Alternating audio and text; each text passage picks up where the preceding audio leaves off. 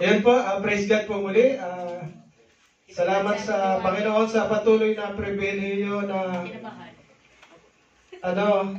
patuloy niyang binibigay ng pribileyo upang tumayo dito. Hindi man natin kaya, pero by the grace and power of God, ayun, patuloy tayong binibigyan ng knowledge and wisdom upang ihayag ang kanyang salita. Ayun, ang ating pong verse of the day ay hango po sa Ephesians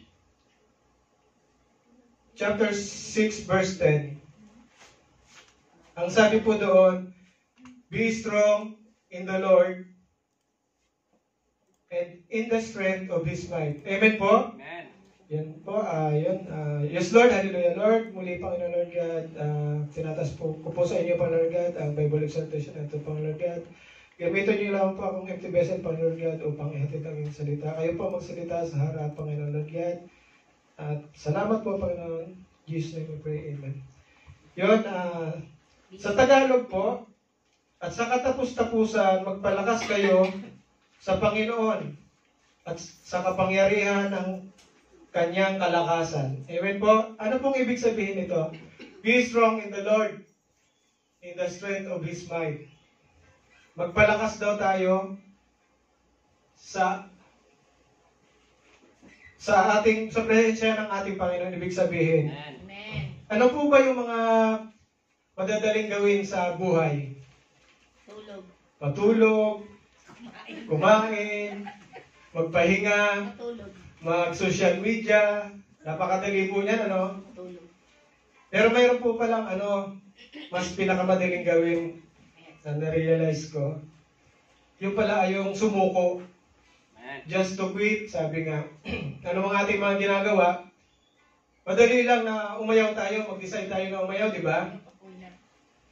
Ano po ba yung mga madali nating ayawan? Ayaw ko na nito. Utang, pwede natin itong gawin sa utang. Ayaw ko nang bayad, di ba? Napakadali ko mag-decide. Ayaw ko nang sa estudyante, ayaw ko na mag-aral, tinatamad na ako. Di ba? Madali lang yan, mag-decide, ayaw ko na. Sa trabaho, ayaw ko na magtrabaho, di ba? Napakadali lang. Exit na ako. Pasa ka ng resignation, kalas. Antayin mo na lang na Ayaw ko na sumaw.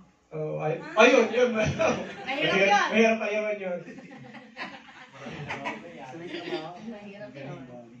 Pero yung pala, sabi, yung pag-ayaw daw ay yung mga madaling bagay, hindi ibig sabihin na yun yung tama at dapat gawin.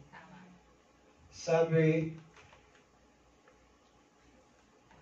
the most easiest ways to do in life ay hindi satisfying, hindi meaningful. Kasi kung saan tayo nakakaranas ng hirap, kung saan tayo nakakaranas ng pagsubok, yun yung mga bagay na meaningful, satisfying pag nakuha natin. Kasi pinaghirapan natin, di ba? Ayun.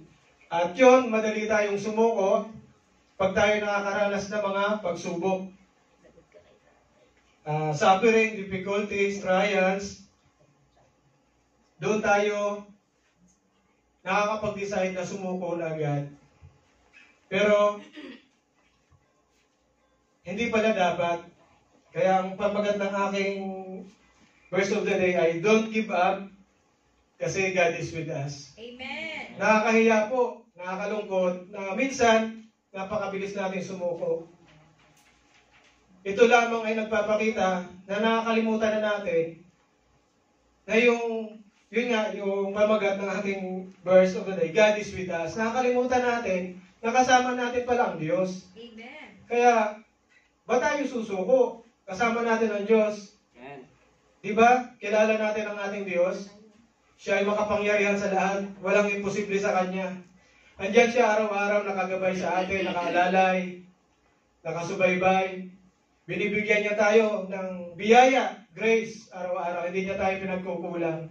Kaya, walang rason na dapat tayong panghinaan ng loob o dapat tayong sumuko.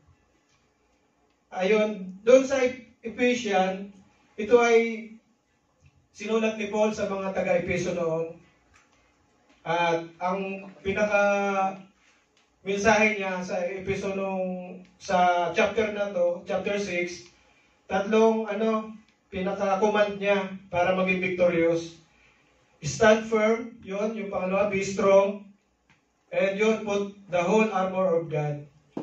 Yan, alam naman po natin yung mga armor of God, at kapag suot natin to, kailangan natin isuot yung yung nandoon yung breastplate of righteousness, lion's guard, gospel of peace, shield of faith, helmet of salvation, and sword of spirit. At yun yung pinaka-importante, yung sword of spirit, na which is the word of God, na kailangan nating pagbulay-bulayan sa araw at sa gabi, sabi nga sa kanyang salita.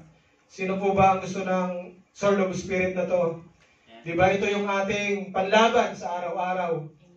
Ano ang ating mga pinagdadaanan? Meron tayong, andyan lagi yung mga kalaban. Yung hindi yung ating yung kapwa, yung kapatid, yung pamilya, ang ating kaibigan, mga ating mga katrabaho. Hindi talaga yun yung kalaban natin. Ang kalaban natin ay yung nandoon sa spiritual realm na sinasabi. Kaya hindi natin ito kaya. Ang may kakayanan lang na talunin ito ay ang ating Diyos. Sapagkat wala nang masihigit pa sa kanyang kapangyarihan. Kaya yon ang dapat nating gawin para wag tayong sumuko sa buhay, magpatuloy sa buhay. December na ngayon, magja-January na. Susuko pa ba tayo? Di ba? Nasimulan na natin yung January 2022. 2024 na, susuko ka pa ba? Diba? Sasahod na, katapusan na, mag-ayaw ka pa ba? Siyempre, kailangan, ano man ang mangyari, ano man ang kaharapin natin sa buhay, dapat tayong magpatuloy. At lagi nating itatak sa ating isip, puso, na ang Diyos ay lagi nating kasama at di niya tayo pababayaan. Amen po? Amen. Diba, sinabi niya yung sa Philippians 4:13, we can do all things through Christ Jesus our Lord who strengthened us. Yun. Amen po. At bilang pangwakas, the Lord Himself goes before you and He will be with you. He will never leave you nor forsake you. Do not be afraid. Do not be discouraged. Sabi niya sa Deuteronomy chapter 31 verse 8. Kaya yun, salamat sa exhortation, sa paalala muli ng ating Panginoon na anumang pagdaanan natin sa buhay, be strong. Huwag tayong susuko. Di ba po? Kaya patuloy tayong binibigyan ng lakas ng Panginoon kasi lahat tayo tinawag ng Panginoon na for a purpose, binibigyan niya tayo ng lakas. Hindi man natin kaya, pero by the power of Holy Spirit, ginagabayan niya tayo upang makayanan natin ito. Diba? Yun, salamat sa Panginoon. Sana namin natutunan kayo na huwag susuko. God is with us. Yun, salamat Panginoon. I humbly approach your throne of grace and love, Panginoon Lord God, that you will touch every life, Panginoon Lord God, that you always give us strength, Panginoon Lord God, your love to conquer, to be victorious in this life, in your presence. In the name of your Son, Jesus Christ, we pray. Amen. Thank you, Lord.